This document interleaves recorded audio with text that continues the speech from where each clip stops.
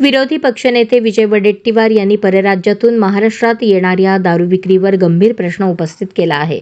जर परराज्यातून येणारी दारू थांबवली तर महाराष्ट्रातील बेकायदेशीर दारू विक्रीवर मोठा आळा बसू शकतो, असं मत त्यांनी व्यक्त केलं. वडेट्टीवार यांनी प्रशासनाकडून अधिक कडक तपासणी आणि नियंत्रण यंत्रणा राबवण्याची मागणी केली आहे. राज्यात होणाऱ्या अवैध दारू वाहतुकीमुळे गुन्हेगारी आणि आरोग्याच्या समस्या वाढत असल्याचं ते म्हणाले. मला वाटतं की एक्साईज मध्ये तो गोंधळ थांबवण्याची आवश्यकता होती. मद्यप्रमाणे वाढवले, भाववाढ वाढवली, यामुळे रेवणी येणार नाही. तर तस्करी आणि परराज्यातून येणारी जर दारू थांबवली तर सरकारला अधिक फायदा होईल.